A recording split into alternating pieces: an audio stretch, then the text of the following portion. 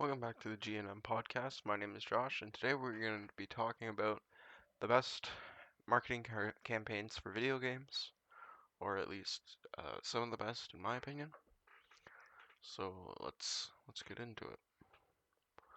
So we'll start with our honorable mentions. First up is the Super Smash Bros. Ad for the Nintendo 64.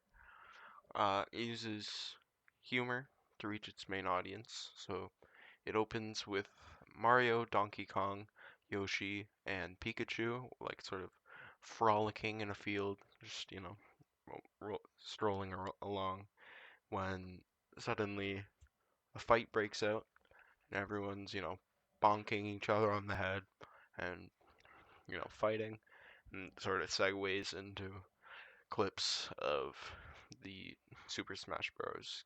Game. And I'm assuming its target audience is, younger audiences, and it sort of uses that to sort of create a family-friendly kind of ad, and an ad that like kids might find funny to sort of capture their attention and make them want to play the game. Our next ad is for Mortal Kombat. It uses shots of, people shouting Mortal Kombat, and people sort of like, like groups of people running through the streets, and it sort of creates a sense of popularity around the game, and it sort of uses, I guess, like FOMO, like the fear of missing out, to make people sort of want to play the game, because if you see a lot of other people wanting to play the game, wanting to buy the game and whatnot, you'd probably be more likely to want to get it yourself as well. Our next one is for Mass Effect 2. So it's a very intense, action-packed ad with scenes from the game and cinematics mixed in, and it uses suspenseful music to engage the audience and does a really good job of demonstrating like what to expect uh, in the game as well. Next, we have Bioshock 2. It has really good cinematics, and it uses music really well, and it uses it to its advantage to create like a creepy kind of atmosphere, which I would assume you would find in the game as well.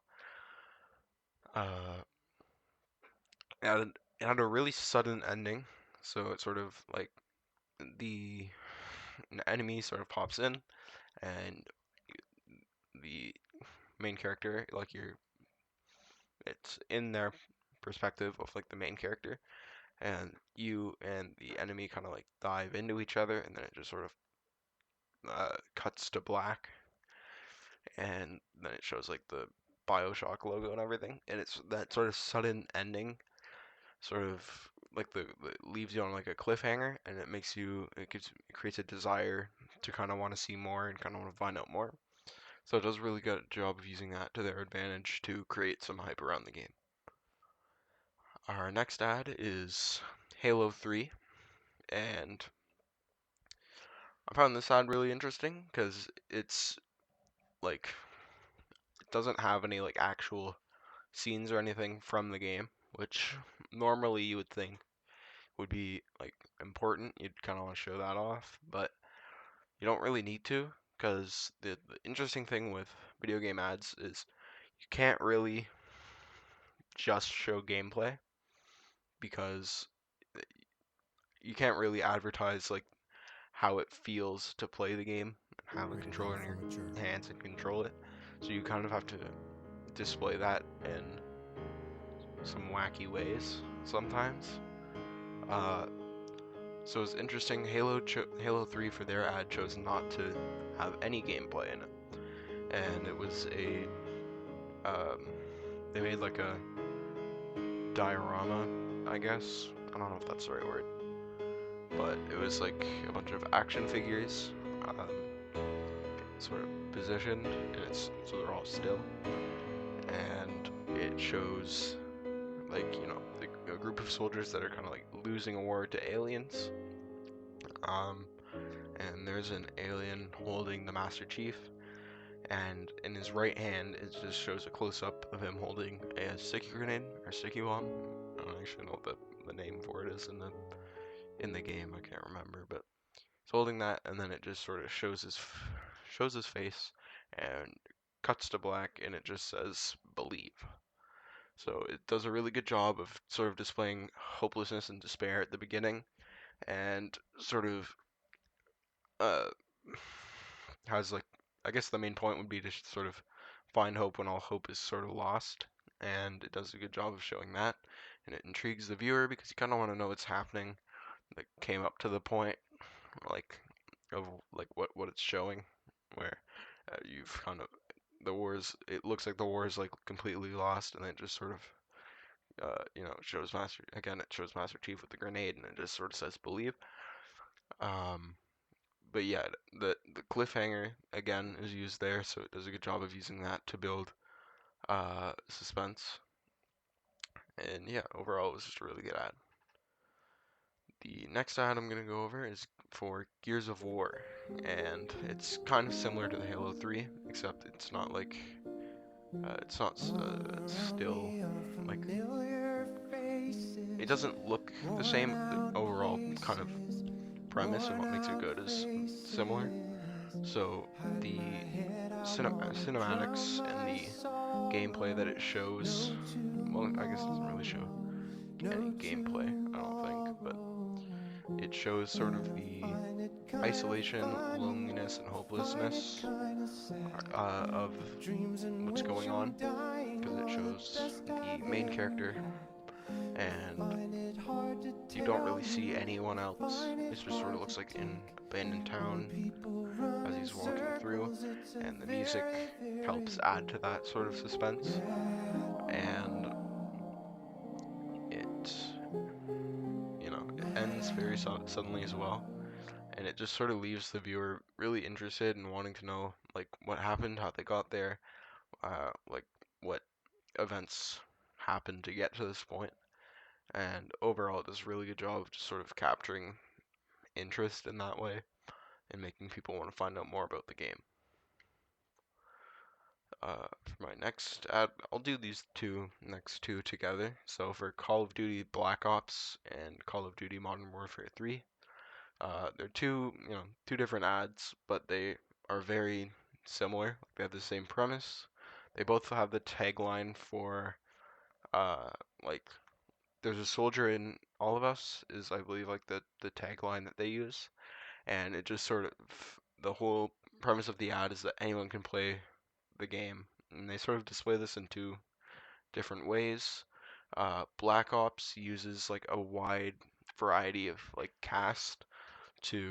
its cast to sort of display this. And, like for example, it'll show a like a woman in a suit, sort of like a businesswoman, or it'll show like someone who's a nurse or a doctor, or Kobe Bryant, Jimmy Kimmel are in there, or there's like a someone who works at like a burger joint, like a cashier, at the end.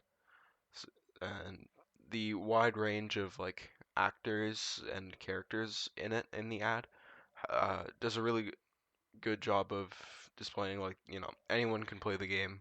There's that soldier in all of us, which again is like the tagline of the ad. For Modern Warfare 3, instead it uses the um, the main point is like the ad's called the vet and the noob. So it's like a veteran player and a new player, and it sort of shows the development of this new player as he's playing with the veteran, and sort of how anyone can improve at the game and stuff like that. So they show a lot of it is just a lot of like action And throughout both of these ads, it'll just show a bunch of explosions and gunshots and so on and so forth. Because I mean, Call of Duty games, that's kind of the main premise of all of those games is you get to shoot things and blow up things and stuff like that, right? So they both do a good job of, showing what to expect when you play the game, which is, a lot of gunfire and explosions and stuff like that. And it does a good job of just sort of uh, reaching their target audience, which it seems like they don't really have a specific target audience, and they're just trying to sort of really hammer home that point of, anyone can play this game, anyone can pick it up and play. Next, we have God of War Ascension. So this one was really interesting because it relies really, really heavily on the use of emotion. So it shows a mother and a child, and the child sort of runs away from the mother, I guess, through like row of like soldiers who are like walking, and she runs up this hill, and you see Kratos sort of pick her up, and she fades into ashes, and Kratos falls to his knees, and he's like, you can see he's very upset. But they use music really well, and the shots that they use are really good to capture the emotion and to really display that emotion in the advertisement. And it really shows the relationship between Kratos and his family throughout the series, like the game series of God of War. And yeah, it just sort of does a really good job of displaying that, and it really captures the interest of of the viewers because it's of how dramatic and emotional the advertisement is. Next, we'll talk about is The Last of Us, Decisions used to which be easy, huh? the main point of the ad is sort of What time to get up, asking the viewer what to what they would wear, do if they were in where the to go. situation. So it'll say like, Now, if you had to kill it's a a bit loved one different. because they were infected, would you be able to Could do you it? tell friend And so on and so forth. from foe? And it just sort of evokes emotional response with the scenes and the Could you music choice kill? that it has. And it sort of captures the essence of the game, and it does a really good job of showing what you would expect if you were playing the game without showing too much, If a loved one was which infected, a lot of the other ads could you did do as well. the right thing? But without sort of spoiling all of the gameplay, it just Could sort you of put your life on the line for me? asks the way viewer I like, would for you. could you be The Last of Us, right? So yeah. Could you be the last of us? On to our next ad is God of War. It has Atreus and Kratos in it, and shows Atreus like he misses his first.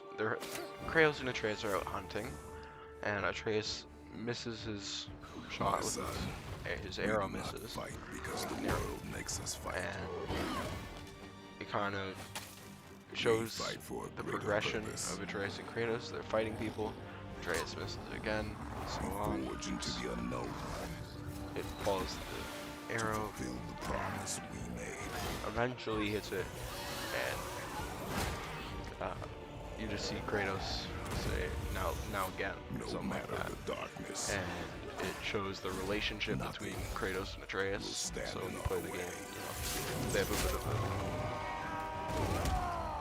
a... I don't really know how to explain it, but again, tough love, I guess, is what I'm looking for.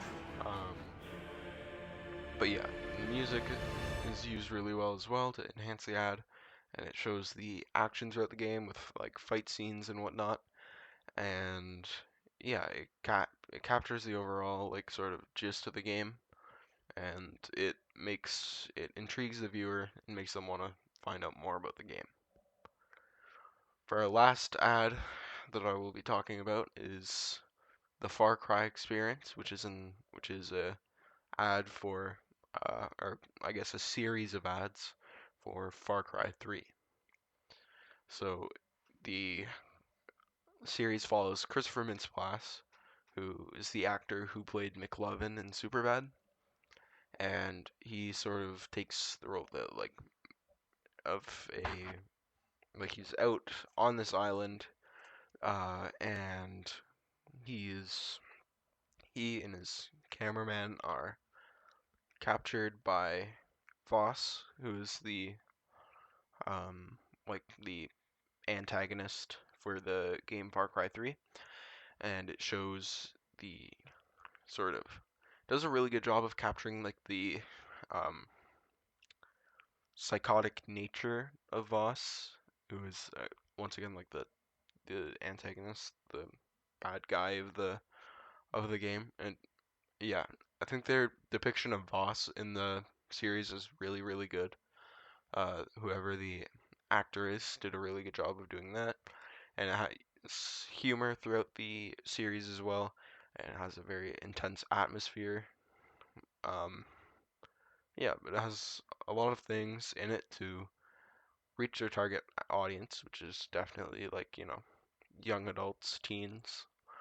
Um, it's not the most family friendly series of advertisements. Like I certainly would not show it to someone who is younger than me probably. But yeah, I personally really liked that ad campaign, and I thought it was really funny and engaging. But it goes through Voss, and he's the main exciting part are the tortures, which is just Voss torturing Christopher Mintz-Plasse. Um, so yeah, it's it just does a really good job of explaining sort of what to expect in the game, and I think the way that they depict Voss was really really good. So that's gonna be it for this episode. Uh, Thank you for listening, and we'll see you on the next episode of the G&M podcast.